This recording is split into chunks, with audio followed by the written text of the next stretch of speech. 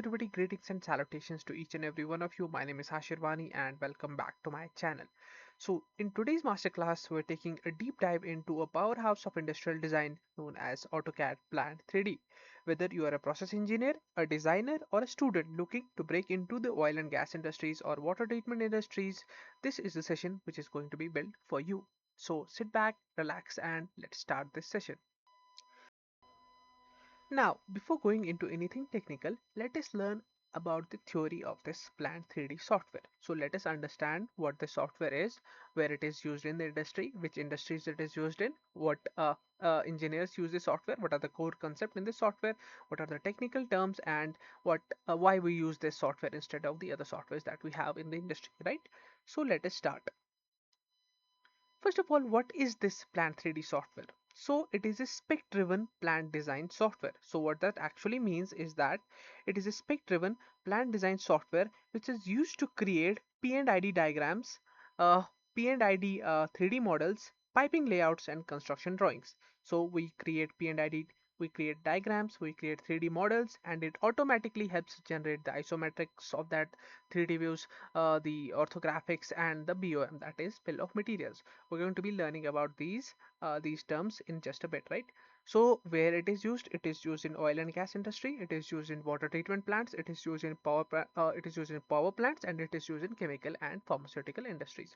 So who is it used by? It is used by piping engineers, mechanical engineers, civil engineers, BIM engineers, and plant designers, right? So now let us first of all try to understand what these core concept is. We just learned that it is used to create P&IDs, diagrams, 3D piping models, isometrics, orthographics, and BOMs. So what those concepts actually mean. So what is this P&ID? So P&ID actually stands for piping and instrumentation diagrams. These are the 2D schematics of a plant. For example, if we have a plant, the schematics of that plant when described in 2D is this piping and instrumentation, right? So what that actually shows us, and that what actually means is that it shows how the piping of that particular plant is in 2D, how the valves are placed, how the equipments are placed, and how the instruments of that particular plant layout is placed. So it is used for design, it is used for operations, and it is also used for maintenance. So that is basically piping and instrumentation diagrams. These are 2D diagrams. Now we'll just learn that it is a spec driven software. So what does actually means? So spec driven design, for example, in a P&ID system, we have a pipe. And if the two pipes are, for example, shown in a line diagram, so we won't actually understand what that pipe is made of, what valves are placed, how the pressure rating is, how the diameter of that particular pipe is. So spec driven design actually means that a pipe, along with its direction, along with its line diagram, we also introduce the piping materials, for example CS, for example SS.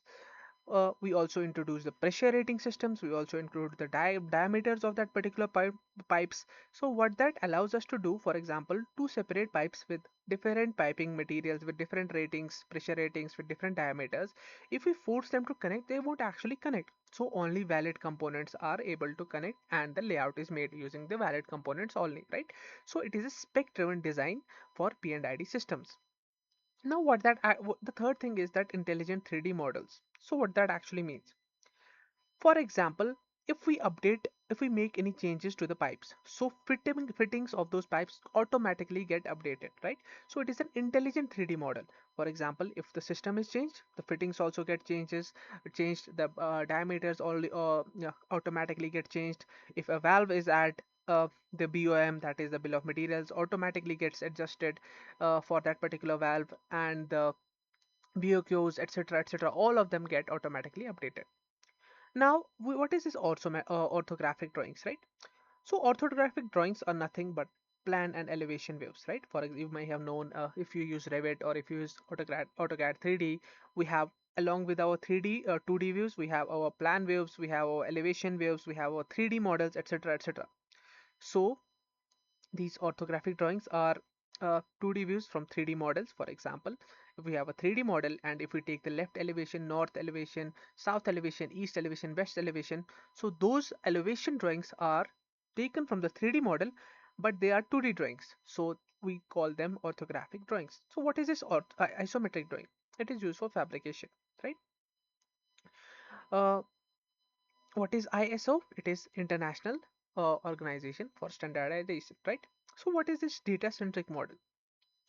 So what the data-centric model means that each component carries data. So for example, if we have a component, that component may carry a tag, that component may carry a size, and that component may carry a spec. So for example, the material of that piping, the diameter, the pressure rating, tags may be included, the sizes may be included, the line number which is stored in the project database, that may be included in that particular component, right?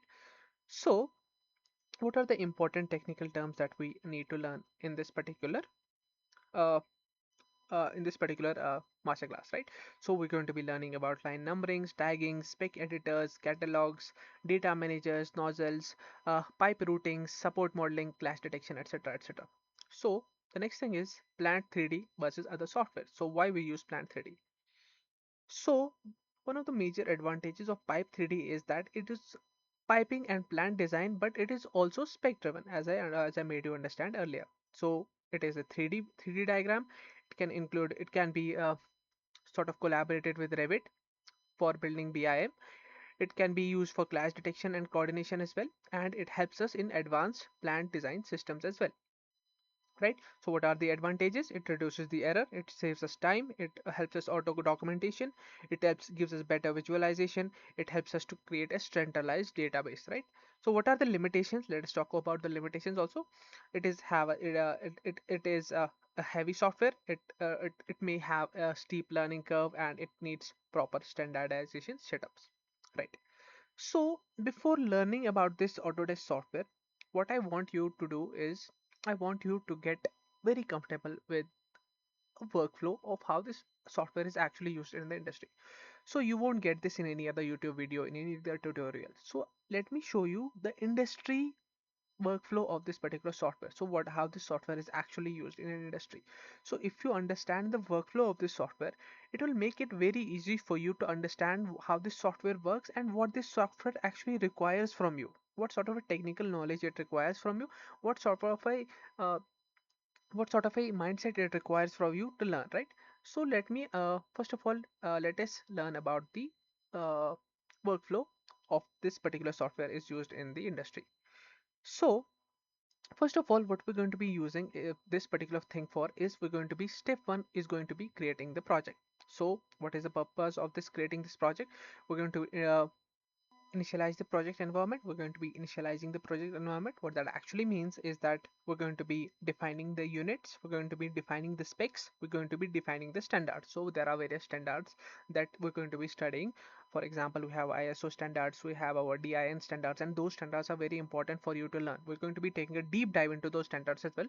For now, just learn about this software, how this software actually works. So the first thing is creating the project. So while creating the project, we open the project manager, we create the new project, we set up the units. I'm going to be showing this in this particular thing, how we create the project, open project here, how we introduce this standardization, we introduce the standards, etc., etc., right? So for now, just learn the steps of the workflow.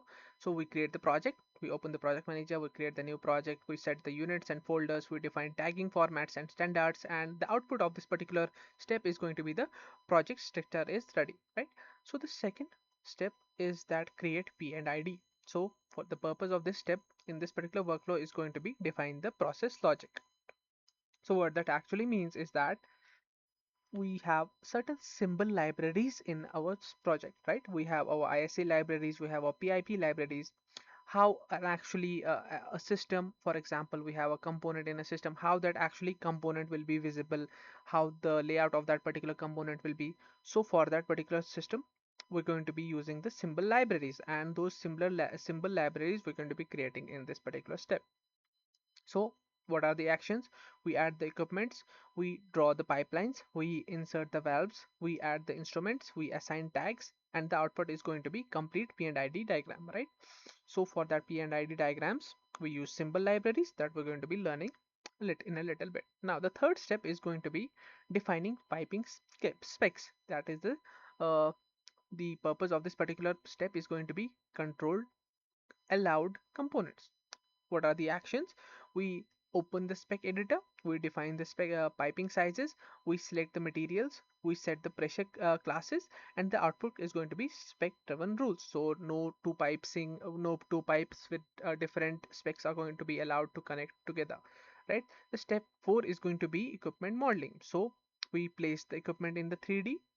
We What are the actions? We insert the equipment, we set the orientation, we add nozzles. The output is going to be 3D equipment layout, right? Step 5 is going to be pipe routings. After this, we connect the equipments with piping. So, for example, we route the pipings, we assign the specs, we insert fittings, etc., etc. The output is going to be complete piping systems. Now, the step 6 is adding supports. So, this the purpose of this particular step is to ensure the constructability. If we can actually construct in this particular thing in the site. So we add the pipe supports, we add the model structures, we coordinate with civil systems, structures, the architectures, etc., etc. Right?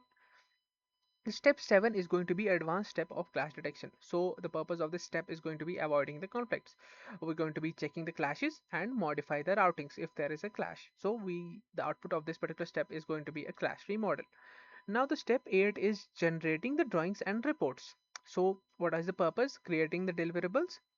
Actions are going to be creating the isometric drawings, creating the orthographic views, the plan views, the elevations, etc., etc., and producing the BOMs and MTOs.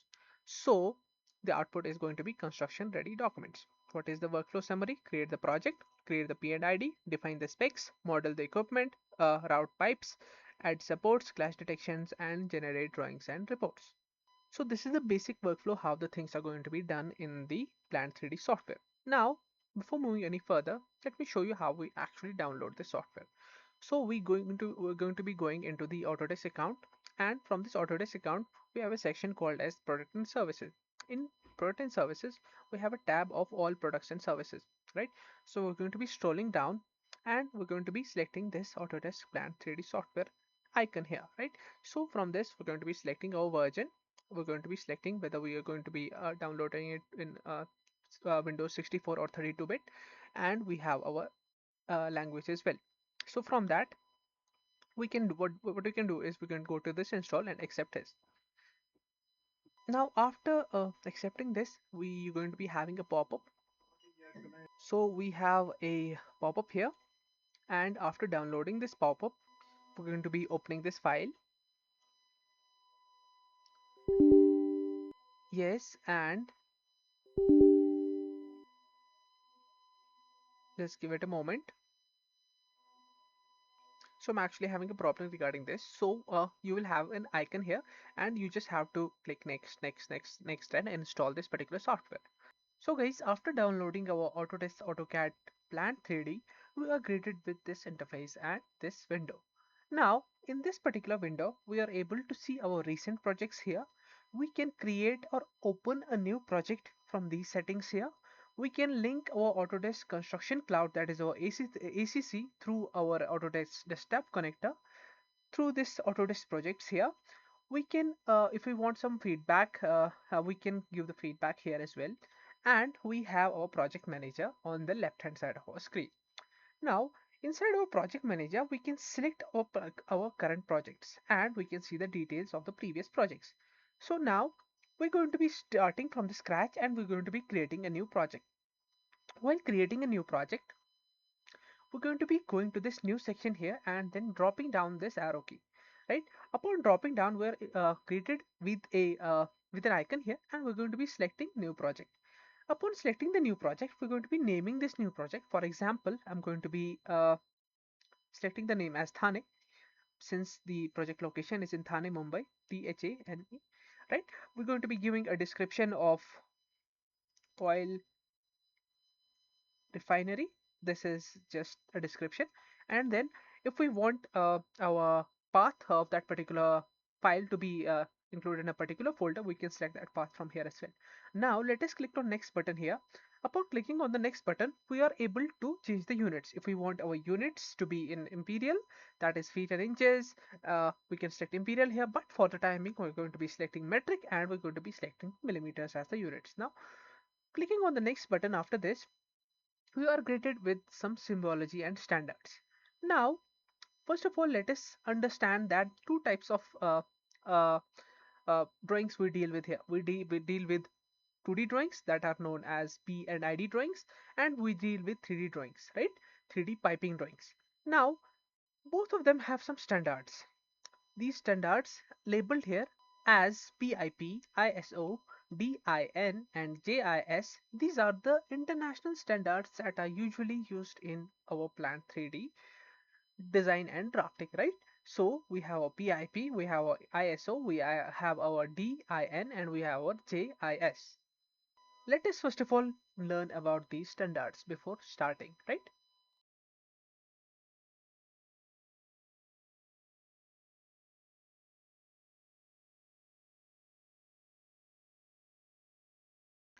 So now guys, let us understand what are these PFDs and P&IDs. So we have two types of diagrams. We have a process flow diagram and we have a P&ID diagram, that is piping and instrumentation diagram.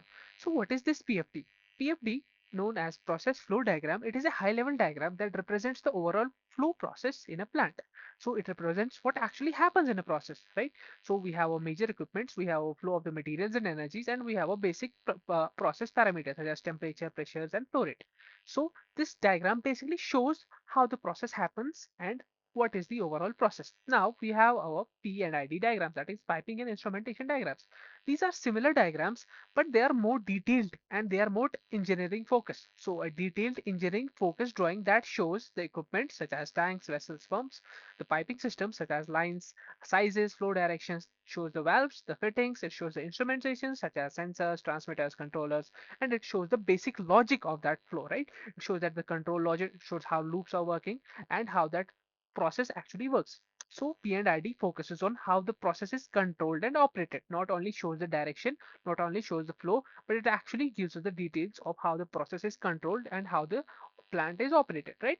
So in simple terms, if we put it, PFD gives us a general picture of how the process flows, and P&IDs gives a detailed picture of how actually flows, how it is controlled, how the piping works, how the instrument works, and how it is linked together, forming a well-structured flow in a particular plant, right?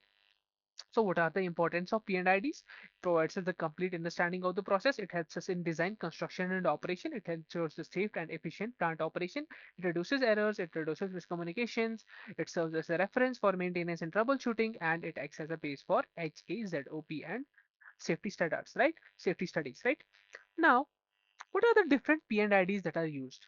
As I said earlier, we are getting here an option to select an P&ID symbology, right? Symbology, right? So if I go back to my document here, what are the why are there different symbologies, right?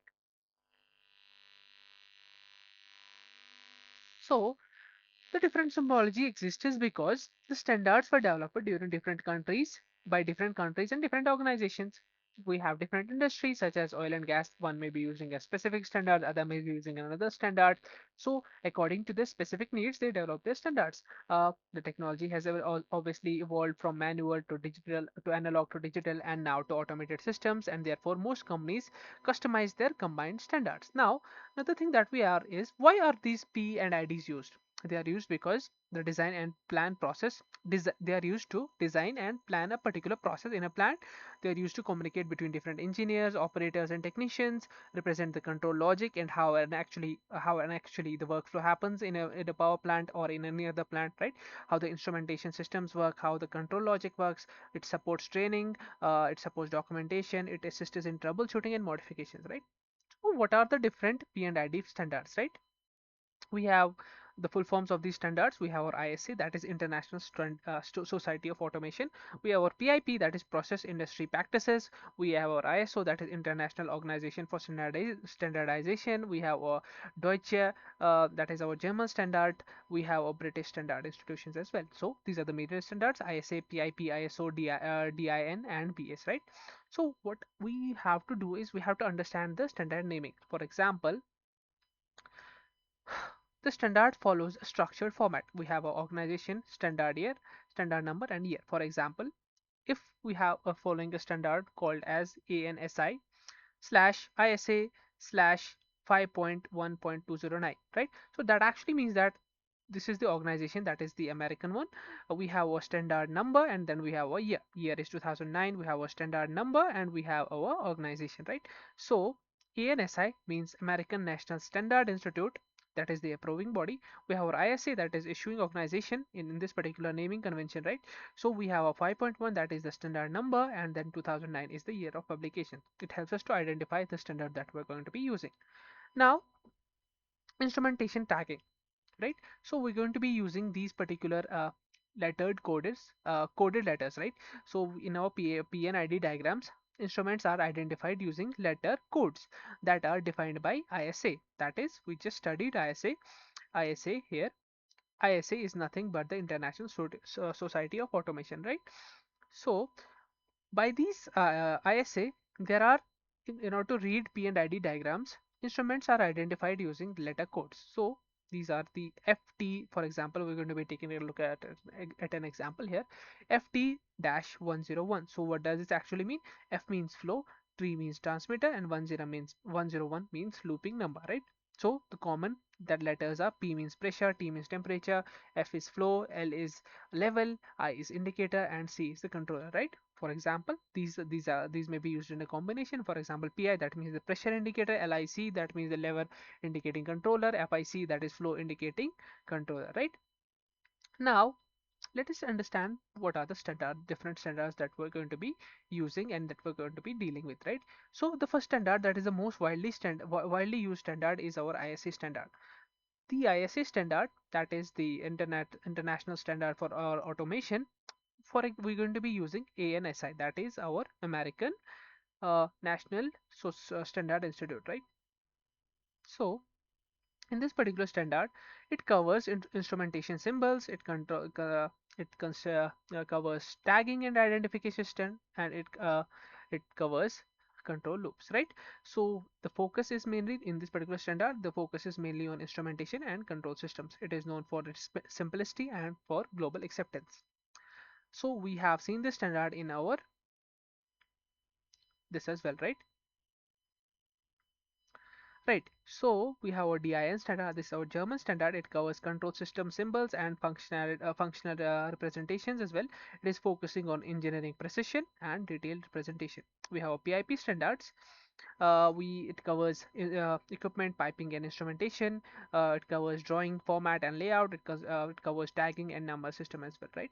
So it focuses mainly on complete P&ID documentation. So this particular system is maybe used for documentation. This particular system may be used in a project where engineering precision and detailed representation is very important, and this is used mainly for instrumentation and control systems, right? Similarly, we have our ISO standard. It generally covers standard graphical symbols, process diagram structure, etc., etc. It is it ensures global consistency. It is focuses on international standardization. We have a British standards here as well, right? What are the graphical symbols used in P&ID, right? Some of the symbols may be for equipments, that may be pumps. Some symbols may be for tanks, heat exchangers. Some symbols may be for piping. We maybe use lines, flow directions, line types, etc., etc. For valves, we may use a gate valve, we have a control valve, we have a check valve. For our instruments, we may use sensors, transmitters, and controllers, and each of them will have a different symbol or a slightly different symbol according to the standards that we're going to be using. Now, how do symbols different from one another, right? You can have a look at these particular symbols. We have a Spec, we have a ISA, DIN, ISO, PIP, and BS, right? So this is divided across using these aspects: focus, complexity, usage, and coverage, right? Now, what are the key takeaways? P&IDs are critical engineering documents for process plants.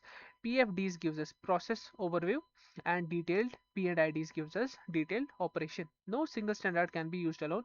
We always use a combination, right? So ISA plus PIP is the most practically industry approach, right? This is the most practical industry approach. We use our ISA plus PIP. Standardization ensures clarity, safety, and efficiency, right? So let us jump back to our plant 3D, right? Now guys, for the time being, let us select this PIP settings. We're going to be clicking on next, and these are some directories, file directories we can use. We're going to be clicking next here, and if we're going to be working in a team, we may be interested in this particular window. Now for the time being, we're going to be clicking next. Now, Let us tick on this project, this setting here, and click finish. Upon clicking finish, let's give it a moment. Our project is going to be appearing in this project manager here under this project. Can you see, guys? Uh, okay, let's click OK here. It will disappear for the time being. But can you see now we created with this interface, and under the projects we are able to see our Thane project that we just made. Now, can you see under this Thane project we have some nodes, we have some options. We have our P&ID drawings, we have our plant 3D drawings, and we have our pipe specs. So what are these options, and which one are we going to be supposed to working in, right?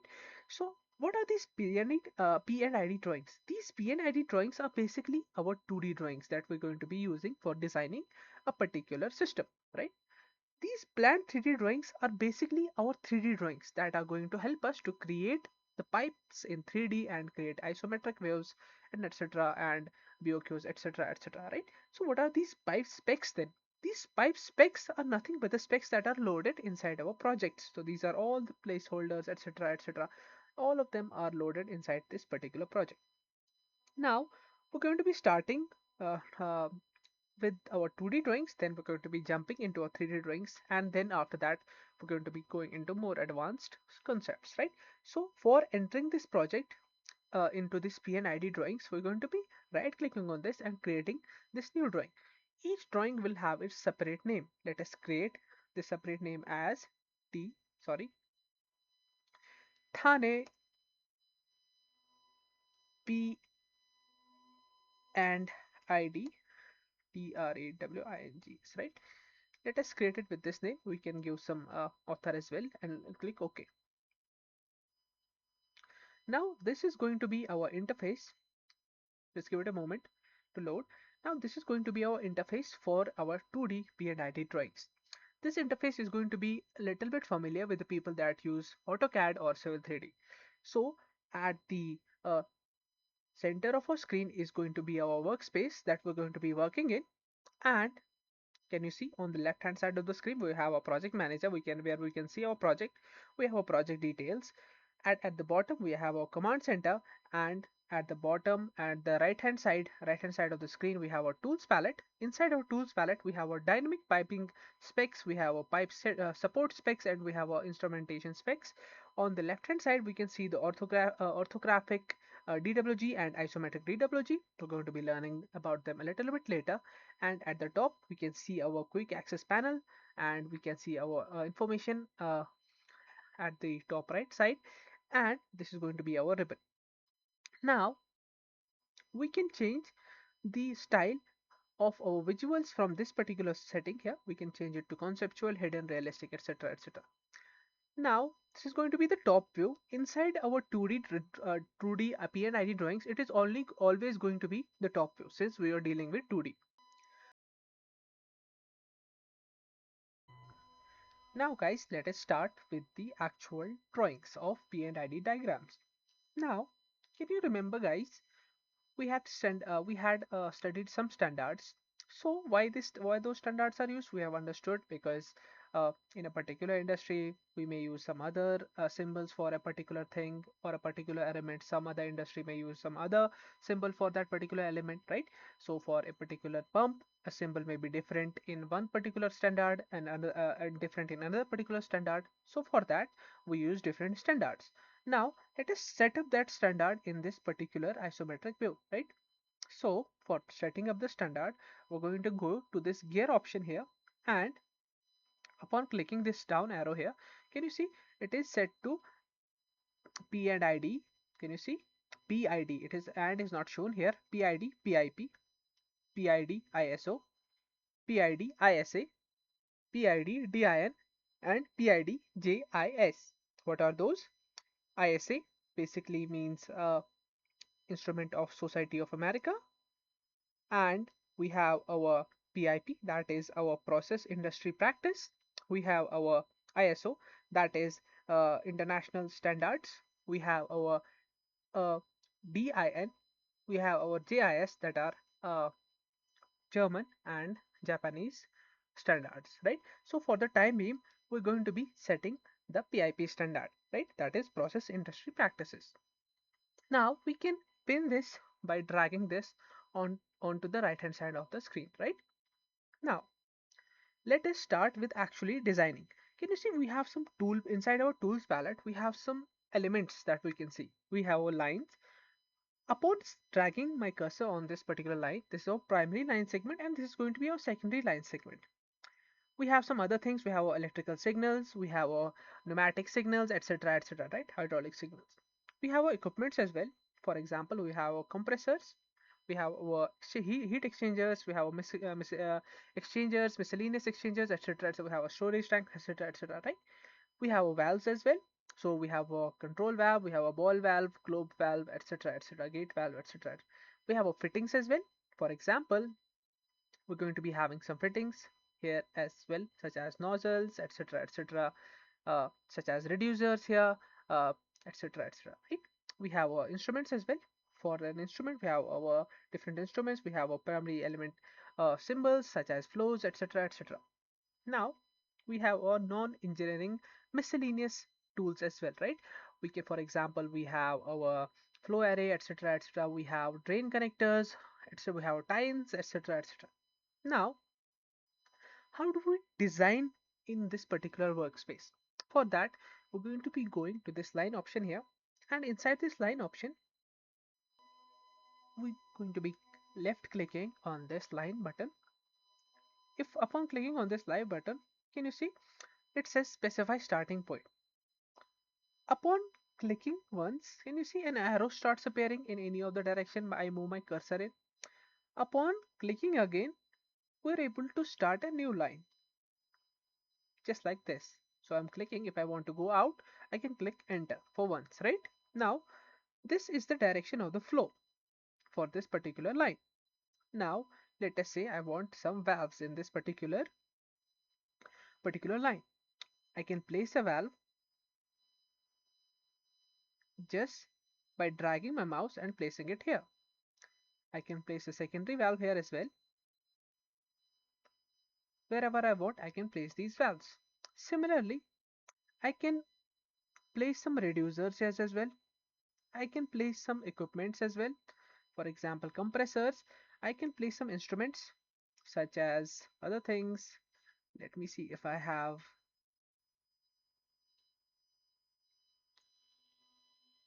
Yeah, so let us place a tank here. Storage tank. We can place storage tank here as well. This much.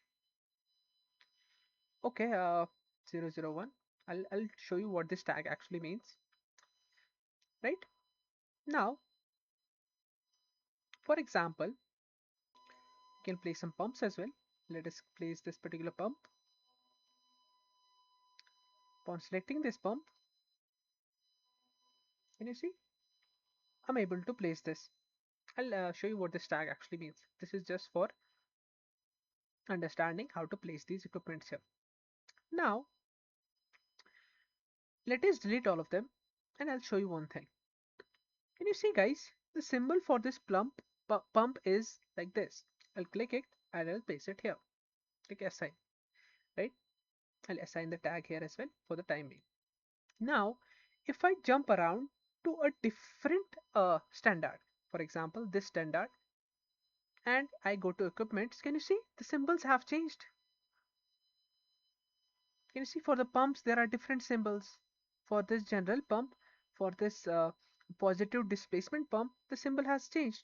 So that is why we use different standards. If I change to ISA, can you see the standard, the symbols have also changed. So this is the reason we use different standards across different industries for their particular uh, specs, right? Now, let me jump back to my PIP for the timing and let us shift it towards the right hand side of my screen. Let's spin it here. I'll delete this and I'll show you how to place this appropriately and create a flow. Let me place some pumps here.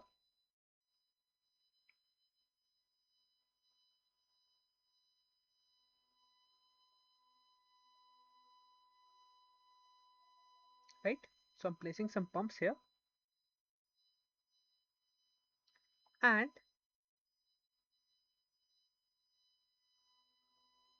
some lines.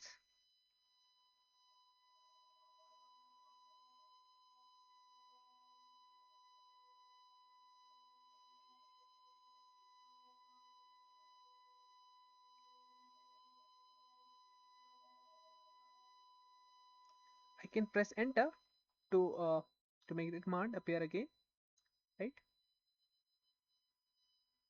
Like this, like this, right? Let's connect it to this one and let us connect this to this one, right? And let us have another line here and let us add a storage tank.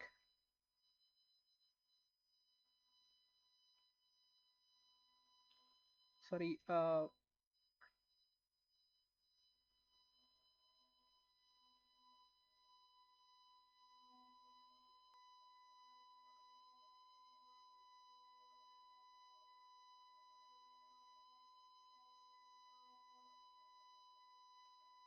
right? Let's assign this tag to this and then let us go to lines again and let us have a pump again here.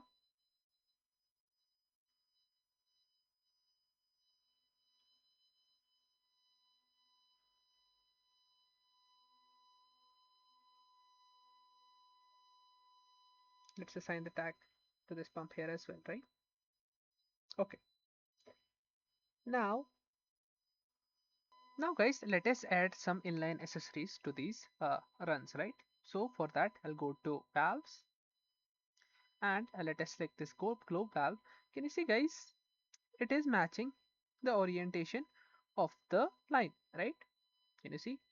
It matches the orientation, whether this, whether this, whether in this, right? So if I place this valve here, now guys, can you see we have a tag here, but I have not added this tag. So upon double clicking on this, can you see we can change this edit annotation and we can change the code. Let us select GB here in all caps and click the number, right? Okay, and click OK here. This is 101.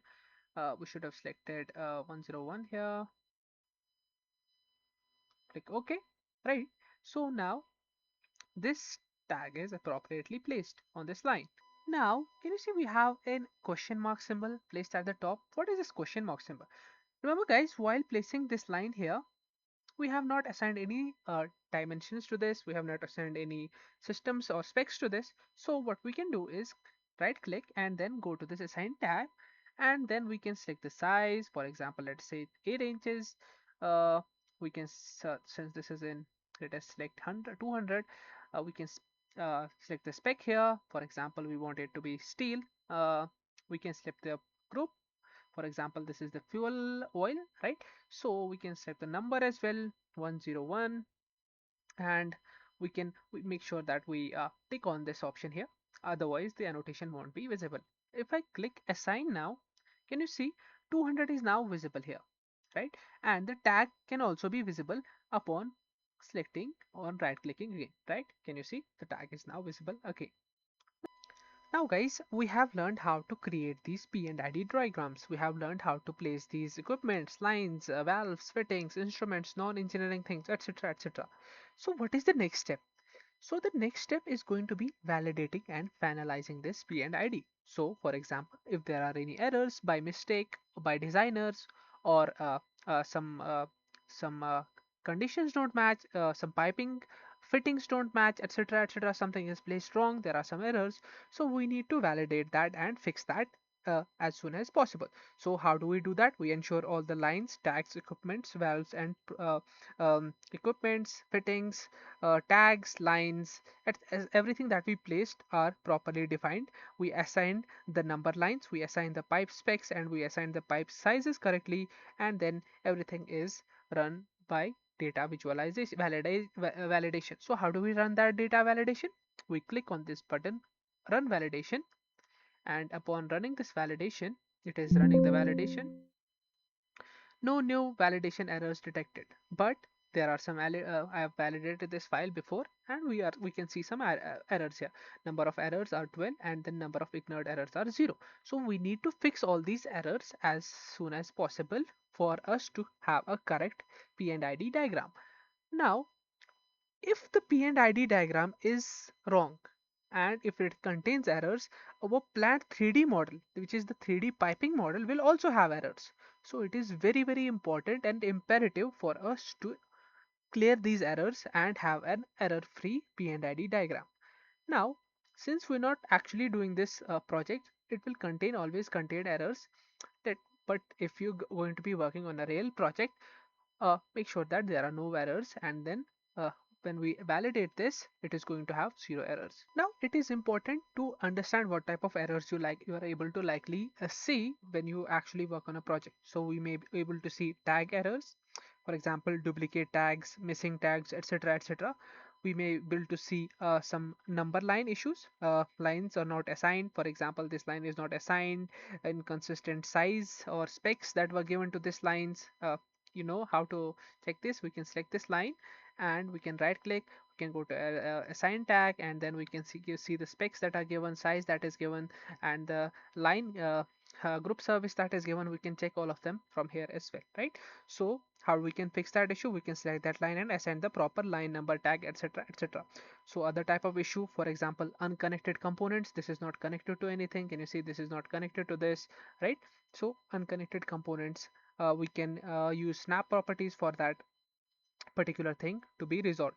We can have some missing properties, for example specs are not assigned, size is missing, so make sure that these things are not present in our project. So we have flow direction issues, for example if the reducer is placed the wrong way around, right? So this is not correct, so we have to fix all these issues.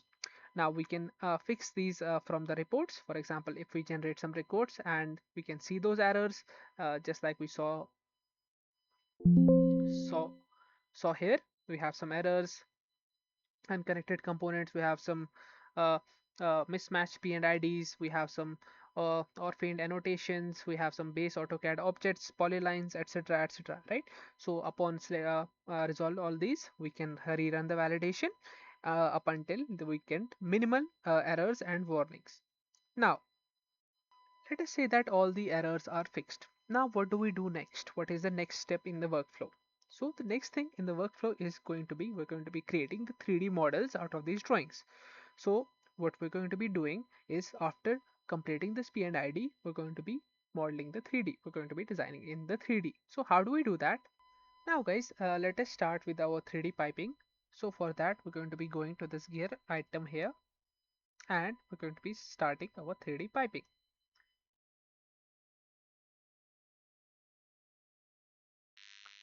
Now let us start with the plant 3D drawings.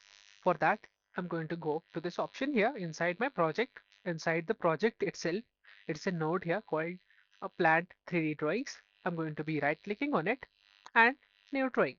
Now we're going to be naming this new drawing as THANA Thane, sorry,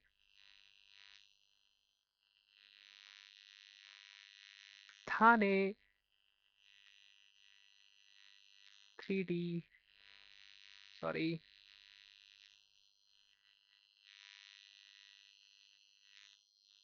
3D piping. Now, uh, uh, I'm going to be clicking on this OK button now. Upon clicking on this OK button, can you see we have a new interface now, for which is specialized for our 3D modeling and 3D design. Now inside this interface, we can see there are some changes.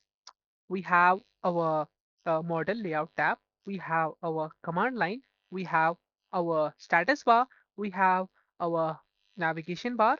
Can you see we have a navigation bar and navigation cube?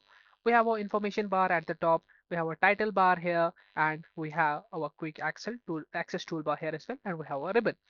Now, can you see we have our UCS, that is coordinate systems. We have our views here. We can go back to our isometric view quickly from here as well. We can change it the visuals to any of these items here: wireframe, conceptual, hidden, realistic, shaded with edges, etc., etc. And we have a toolbar here as well, right? So there are some options on this particular toolbar.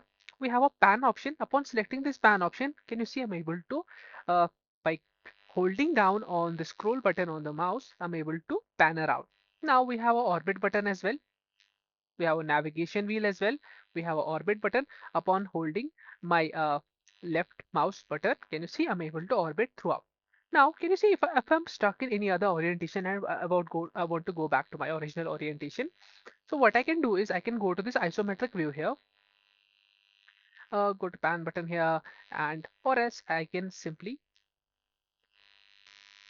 uh, let us first of all get out of the settings. How we can get out of the setting? We can either press escape or we can right click and then exit, right? So if I want to go back to my isometric view, how do I do that? I go to the custom view here and go to SW isometric. Now, can you see it is set to that original orientation. Now, there are some things that we need to discuss before we start. So can you see we have a dynamic pipe speculations here. We have our pipe support specs as well and instrumentation specs as well. So why is this dynamic? This actually changes according to the pipe type. So this is not like AutoCAD, not like Civil 3D. It is dynamic in nature in here, right? So now, the next thing that we're going to be doing is, so we can see inside the ribbon, we can see our project here, we can see our parts intersection here, we can see all these items related to our piping. So we can see our layering here as well. So it is very important to know about the layering inside of AutoCAD, right?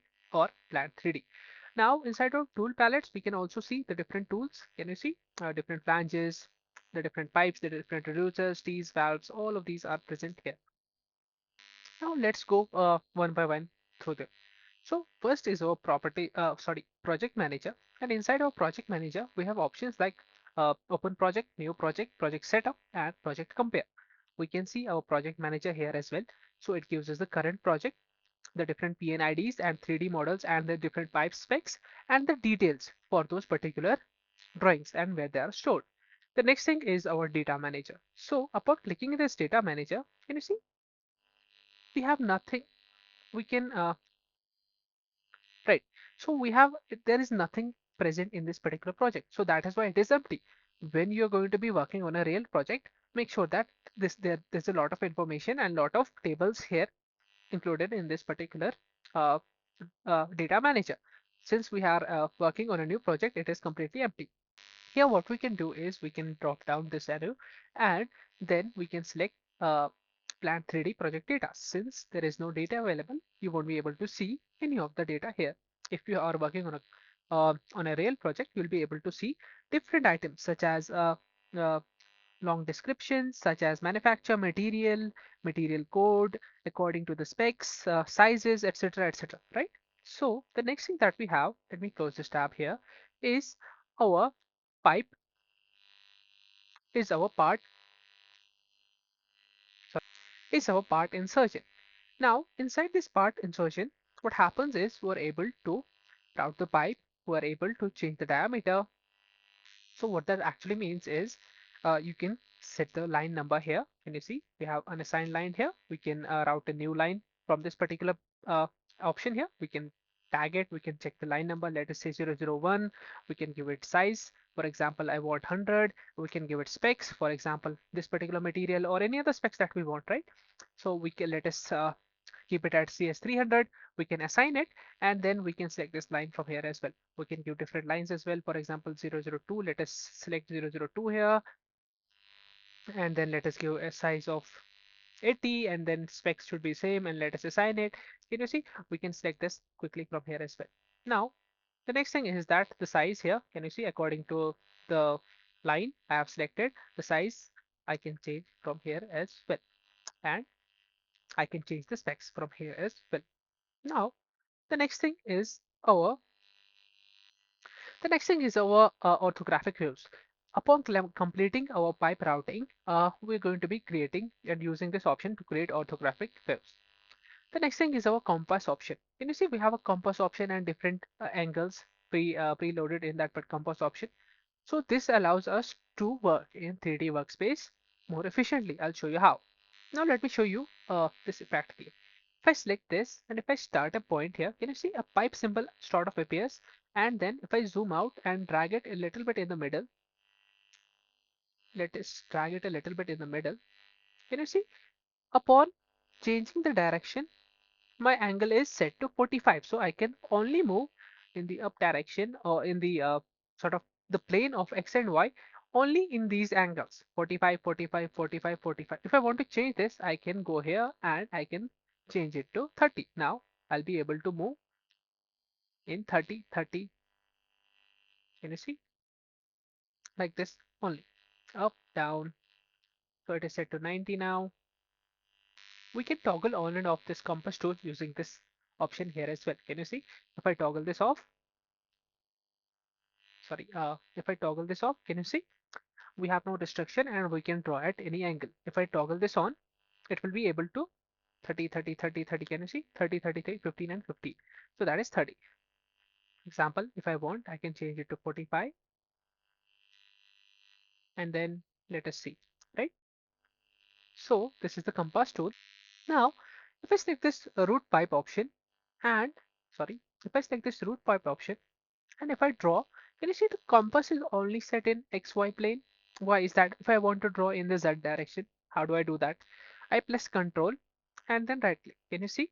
Now my direction of my compass, is in XY plane, but it is changed. The orientation is changed. Can you see? I can move up, right? Drag a little bit down. I can change it to this way, this way, this way, and this way again. Can you see?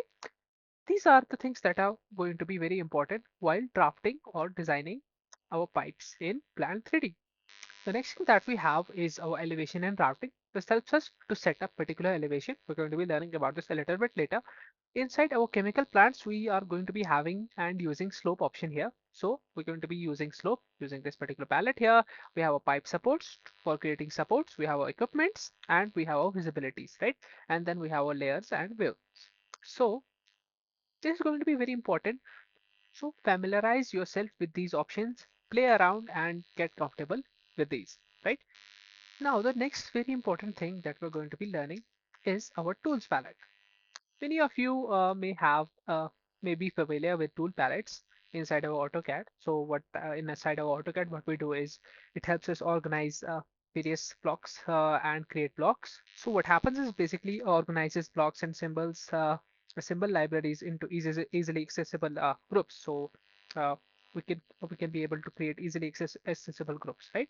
So but here, tool palettes are operated a little bit differently. How they are operated differently, we're going to be learning.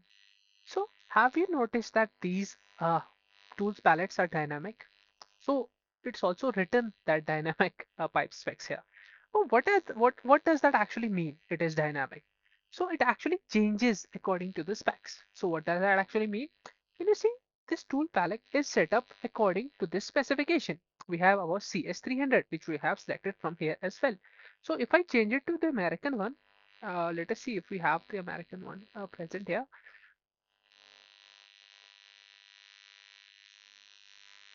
No, we don't, but let us change it to something else. For example, PN. Can you see? These tool palettes actually get changed according to the specs. Now, this is also reflected in pipe supports as well. Pipe supports are also dynamic. And then instrumentation spec. These are some magnetic flow meters, some other equipments, that some other instruments that we can use. And we can also add these instruments here. These are also dynamic. So all of these changes according to the project specs. For example, let us see if I can find the ASME. Do we have some ASME? I'm not sure if we have it.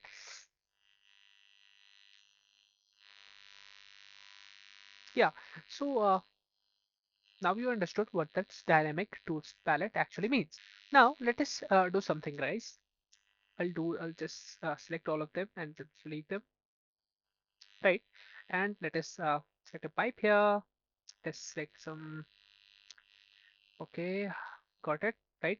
So let me select a pipe here, zoom out a little bit, like this, and then control, right click, sorry, select this again, pipe routing, like this, right click, up, going up, and then down again, control right click, like this. Now guys, if I enter this and if I select this pipe and right click and go to the properties panel and expand this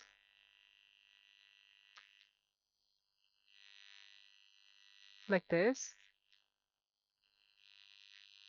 can you see there's a difference from standard AutoCAD along with the general properties? Uh, can you see under the plant 3D section, we have some class, we have some specs, we have sizes along with the tags, but then if we scroll down, we have other specifications as well. We have insulation, we have BODs, we have P&V GUID, right? We have, can you see, we have geometries, part sections, properties, etc., etc. So all of these are very important because this is a design software for pipes. And if we want to design a pipe, we must know its bottom elevation, we must know its invert elevation, etc., etc. So all of them are denoted here as well. So guys, we can add some valves here like this directly on the 3D. We can add some valves, etc., etc. These are not the correct specs. I'm just showing you how to model them, how to add them, just like this. And you see it is added here. And if we right click on them and then we select them and then go to, sorry, cancel it for now. If I go right click and go to the properties here, I can see the similar things inside Plant 3D. I can see the specs, I can see the status, I can see every single thing that is in addition to the Auto 3. I can also see the valve operations here. Can you see? Right.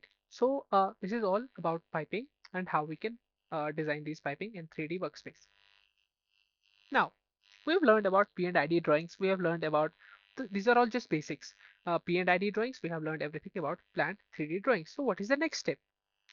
So let me tell about the next steps in the workflows. So what are the next steps? I'm just going to be giving you a brief idea about those, and then we're going to be starting on a real life project. Now, the next thing is we're going to be we have already defined specs and catalogs. We're going to be place the equipments. We're going to be linking the P&ID model to 3D model. This is not just converting, this is just mapping. So we're going to be starting the pipe routing, which is the main step, and then we're going to be inserting inline components such as valves, instruments, flanges, etc., etc. And then we're going to be using ortho generation. We're going to be creating orthographic drawings. We're going to be creating plans, sections, elevations, etc., etc. And then we're going to be creating the isometrics such as BOM, the bill of materials, welds, dimensions, etc., etc. And then the last step is going to be the crack detection and review.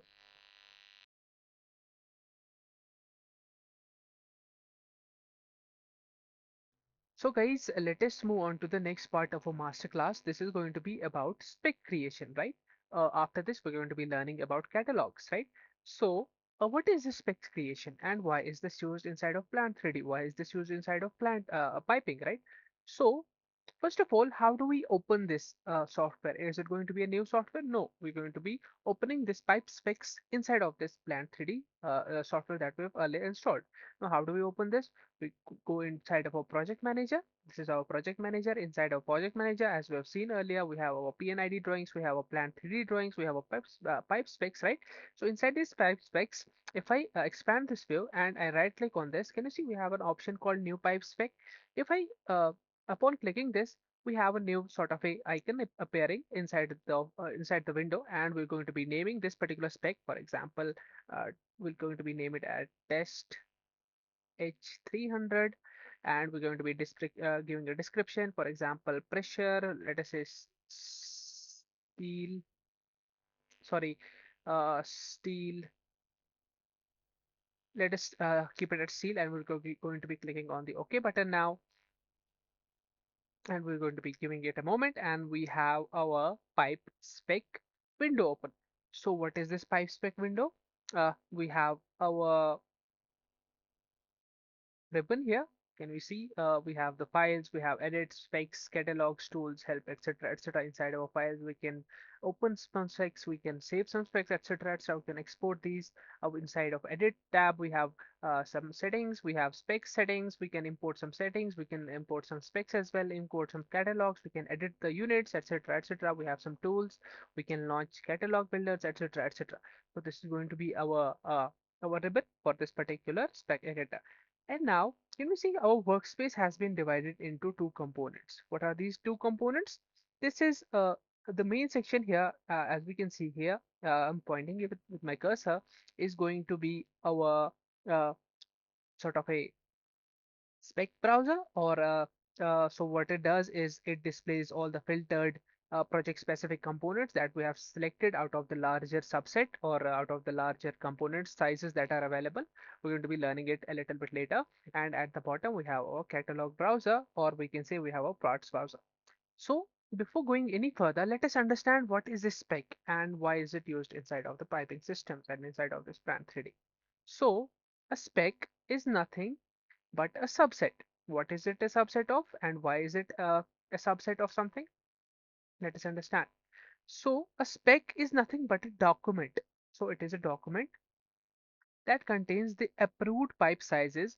It contains the approved pipe sizes, it contains the approved components, it contains the approved material grades, and it contains, most importantly, the approved specific pressure ratings, right? So we have a large library of pressure ratings, we have a large library of pipe sizes, we have a large library of components, we have a large library of material grades, whether steel, copper, etc., etc., right? Of different pressure ratings. So it is sort of a subset or a filtered set of approved pipe sizes, components, and material grades that are specifically appointed for a particular project, right? Now this clears the second concept as well. So the larger library that we just talked about, which the spec is a subset of, right? So as I said, the spec is a subset of the larger library. So what is this larger library? This larger library is called as a catalog. So what is this larger library? What is this catalog? So it is the full library containing every single possible component available for purchase in the market or available for us to use in a project. So for example, if we have 100 pipe sizes, so we're not going to be using all 100 pipe sizes. We're not going to be importing all 100 pipe sizes. So we're going to be creating a subset or a filtered set of out of those particular 100 sizes, and we're going to be specifying some of these sizes, for example 20, 30, 40, 60, etc., etc., that are going to be approved for this particular project, right?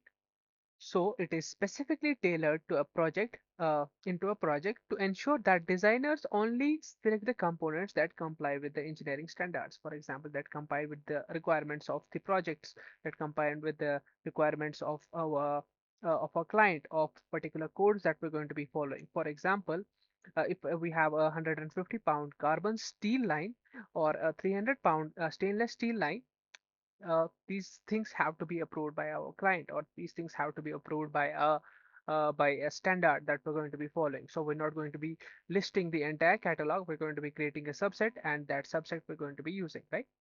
Now, there is an important question that needs to be answered. So why we select only these particular elements? Why we only create a subset of these catalogs and we create a spec? So there are three things that we need to take care of. We need to understand, right? First is consistency.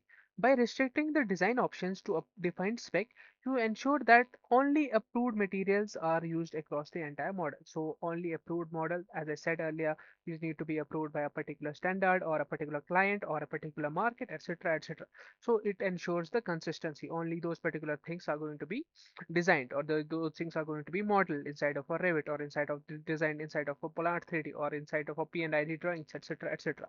So the second thing is compliance. It prevents the use of incorrect materials or ratings that could compromise the safety or the integrity of the process plant. So, for example, if uh, uh, if in a particular plant the code specifies that we have to use stainless steel pipes and we use copper pipes instead, so it creates a sort of a element of safety issues. Risk is sort of a elevated there, right? So risk management takes a hit there. So The third thing is also the efficiency. So it streamlines the procurement process, right? Because the design team is working for a particular pre-approved list of components that are already vetted for the particular project. So they have already purchased these things, right? So for example, if we model something that has not been purchased or that is not available in a particular market, so it creates a sort of an efficiency problem there, right? So now let us focus a little bit more on the interface here. As I said, we have a specs creator and we have a catalog browser or products browser here. You see, we have nothing is available in this particular sheet because we have created a new spec. Let us do something and let us load a particular spec that has already been created by the system, right? Now, let us do one thing. Let us open an already imported spec. So what we're going to be doing is we're going to be going to this drop menu here. Inside this drop menu, while dropping this down, we have an option called Open Spec. And inside of our Open Spec, you see we have a folder. This is automatically going to be loaded into your PC while downloading Plant 3D. So when you download this, it's automatically going to be loaded inside of your C drive. So you're going to be navigating into this particular folder here called AutoCAD Plant 3D 2026 content. And inside this folder, we have some AME, we have ASME, we have AWAA. So we have our DI, and these are standards, right? So we're going to be going into ASME, that is our American standard. And inside of our American standard, can you see we have an option called CS300? So we're going to be selecting this CS300. We're going to be opening this. Upon opening this, it's going to be loaded. And can you see we have our spec called as carbon steel 300. So inside our spec browser, if we're going to be expanding this, can you see we have a list of components ranging from fittings such as these flanges, we have bolts, we have caps, we have couplings, we have crosses, elbows, flanges, gaskets, etc., etc. From pipe sizes as well, we have size ranges here as well, we have descriptions here as well. If I go here as well, we have priorities as well, right?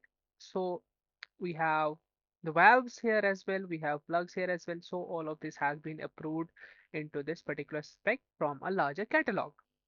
Now, an important sort of a feature for this particular spec here is that we can load multiple catalogs. For example, so in a particular project, the specs range from a different from they need different sort of catalogs from different sort of pressure ratings. So we can open different catalogs and then we can import those particular specs that we need into a particular spec sheet, right? So this forms an important basis of understanding what specs does and why is it important to link it with catalogs. Now another important thing that we need to learn is the foldering system inside our spec editor. For example, if I go here and if I go to new, we have a folder here. Let us copy this link and let us open this inside of our folder here. We'll go here, we'll click enter. Can you see we have different sort of specs here. We have according to the different standards that we have. So if we select any of them, for example, if I go back to my Plant 3D 2026 content here, we have our different standards. We have a German standard, we have our American standard, etc., etc., right? So if I open this CPAC ASME, can you see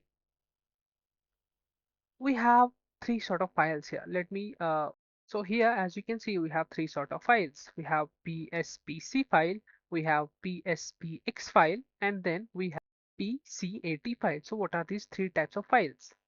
So this PSPC file it represents the actual spec file.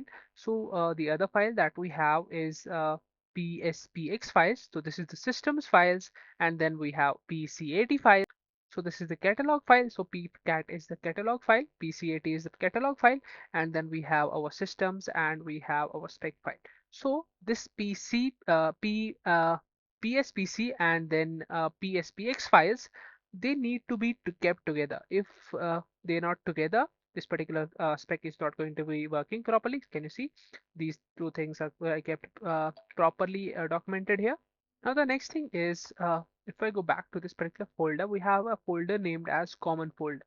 So inside this common folder, we have extensions. We have nozzle catalog, we have a sports catalog, we have etc. etc. Right? We have placeholders, etc. etc.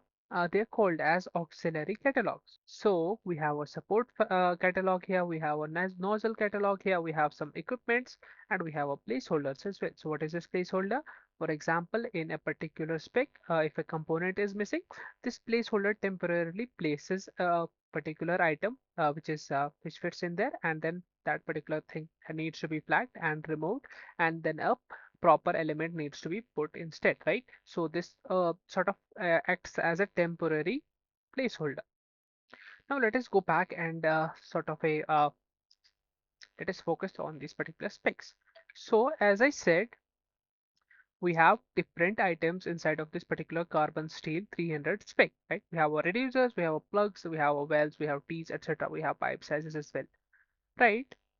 Now, if I'm going to be going into the detail, I can see the description, I can see the shop description, long description as well. Now, if I want to go deep into this particular item, for example, this pipe here, this is seamless pipe, this is of ASME type, and we have the size given here as well. If I double click on it, can you see a sort of a window appears, and inside this window we have an in-depth view of this particular spec, right? We have the sizes, we have descriptions, uh, we have comparable standards, we have manufacturer, we have materials, we have material codes, we have long descriptions, we have short descriptions, pressure ratings, etc., etc., that we can set up. We can also add some filters here as well uh, upon the need of a particular spec, right? So everything we can do in this particular window here. Now guys, since we now know the working knowledge how the specs and catalogs work, let us create a new spec from scratch and let us go into the little bit of technical details. For that, what we'll be doing is we will go into this file option here and going to this new. We can create from an existing catalog, or we can create from our existing spec, or we can create an entirely new spec. So for this particular example, let us create a spec from scratch, right? So we'll be clicking on this create spec button, and after this there's a menu here. Here we can name the new spec and we can give the description. And now as you can see, there is a button here. If I click on this, I can name the location of this particular spec that I'm going to be creating, right? So it is beneficial for us to create a new folder from here and then rename that particular spec as custom specs, right? So what I'll do is I'll just go here and create a new folder here, and then I'll select, sorry, custom specs, right? And I'll name this file, go here, I'll name this file as, let us say, carbon steel 150, right? So I'll name it as x dash, right? Like this. I can name it as like this, and then I click save, and we'll give some description. For example, I want it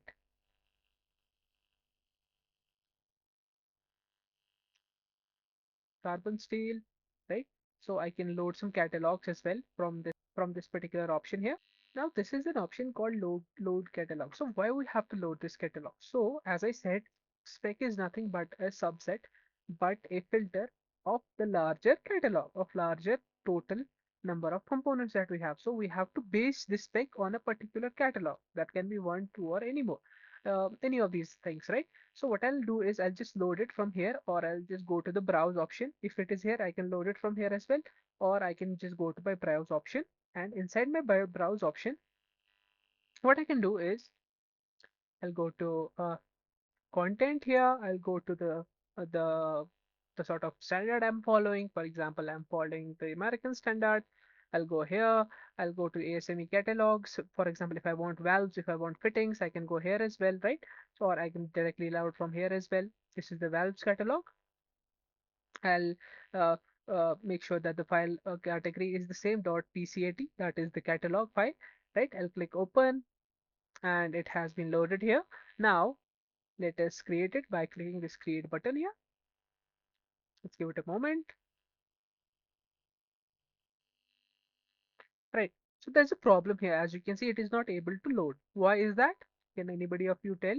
Right. So we have selected the catalog here. That is why if we need to go to the loaded catalog that we created, we have to go to the spec option here. If I click on the spec option, exactly the spec that I created, then you can see the name, we can see the carbon steel as well, right?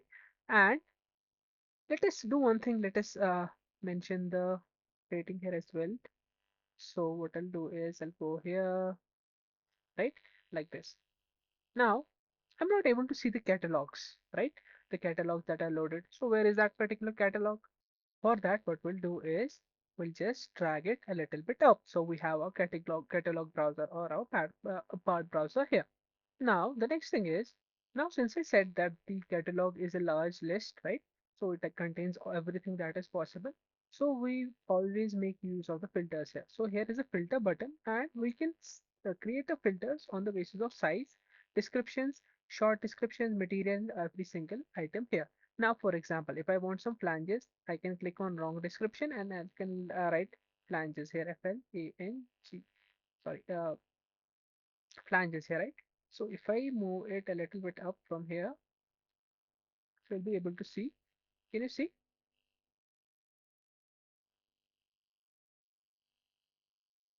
Give me a moment, right? Uh, FL.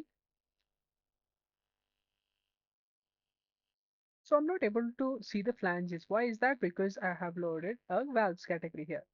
Now, let us first of all make sure that the catalog that you selected is for that particular category. Now, if I want a particular valve, for example, if I want a control valve only, CON, and only the control valve is be visible here, right? Control valve, right? CROL, right? So only the control valves are present here. You can go back to the description by pressing this button here, and then you can select the size ranges from here. If you want from this particular size only and from this particular size to this particular size, you can select the sizes here as well, right? You can change the like descriptions here as well, and you can create the filters using these things, right? So this is very standard. Now, guys, let us start building a particular uh, spec here for this particular pipe, carbon steel 150, right? So I've only loaded the valves catalog here. So let us add some catalogs here as well. The catalogs, I'll go to here. I'll go to the standard that I use. I go to the fittings catalogs, pipes as well, right? I'll open this as well. Now this has been loaded here as well. Now let us first of all select the pipes that we're going to be adding to the spec, right? Now I'll go to the I'll select this particular thing that I want. For example, I want a piping fitting here. I want piping here. For example, I'll select this now and I'll go to the material now. And under the material, let us see what type of materials we have. Or what I'll do is I'll go to the short description. I'll select the one what I want. For example, if I want a seamless pipe, so we have some seamless PE. Let us see, right? I can search here as well. It sometimes takes a minute to load or it sometimes hangs, right? Seamless, we have seamless, right? So which sort of I want ASME one, seamless PE, right? So this one, right? If I want this pipe, I'll just select this. Let's give it a moment. One thing that let me see if I have selected the correct one. The seamless plain and ASME, but uh, right, so this one has to be added. So what I'll do is upon selecting this, I'll click on this button, add to the spec, right? Let's give it a moment. Now the pipe has been added. Now let us add some elbows. I'll go here, I'll go to elbows here. Let's give it a moment. I'm typing, it's not showing up in the screen yet. It's loading. Let's give it a moment.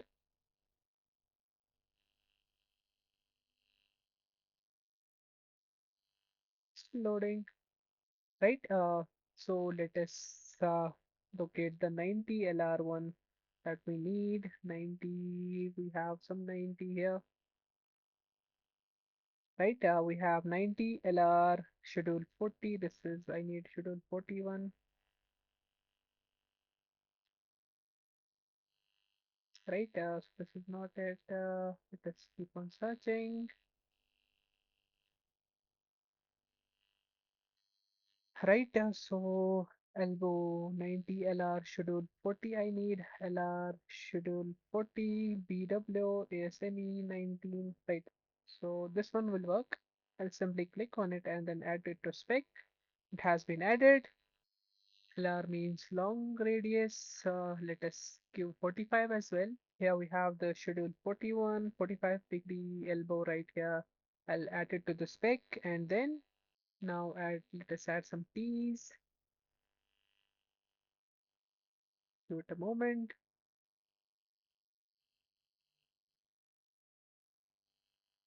Right, so we need 16.9. Do we have some 16.9? Let me check. If we have those. Now we have some T. Let us add it to the spec, and then let us add some WN flanges. I'll go here. Short description. Flanges. Let's give it a moment to load.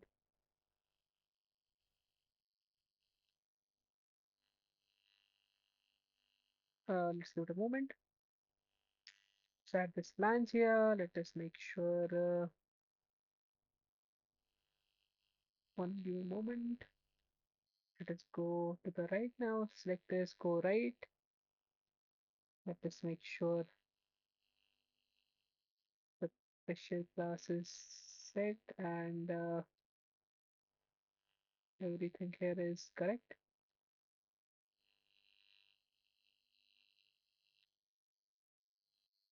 Let's add it to the spec and then let us add some bolts.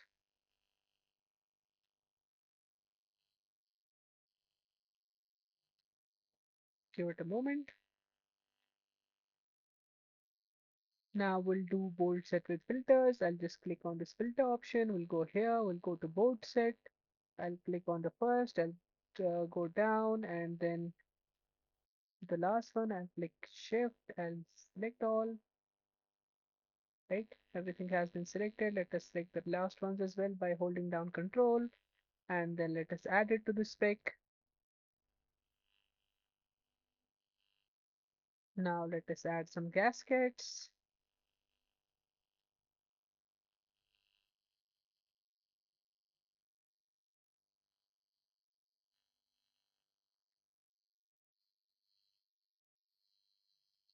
We have gaskets,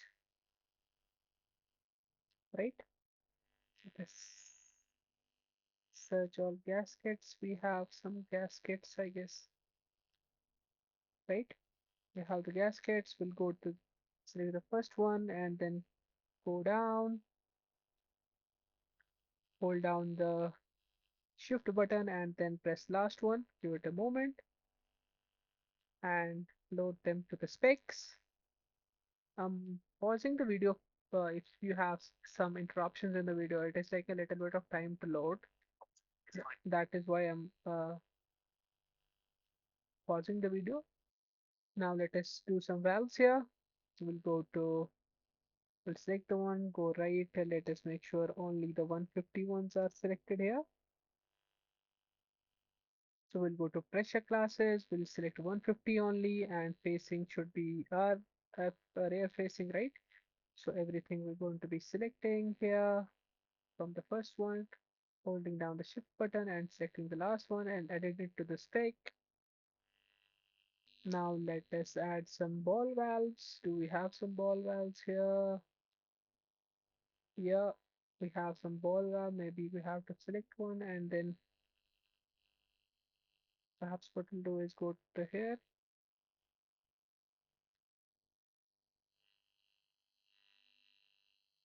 Particular size has been selected here. Make sure all have been selected here. This is very important, guys, because if there is any mistake in the specs, you won't be able to model them in P&ID. Now our spec is looking a little bit fine. We have added bolts, we have added flanges, we have added elbows, we have added gaskets, ball valves, etc., etc., right? So what we'll do is now we'll go to file and we'll save this spec. And if I want to save it, save as well, I can do that as well. So our spec has been now created.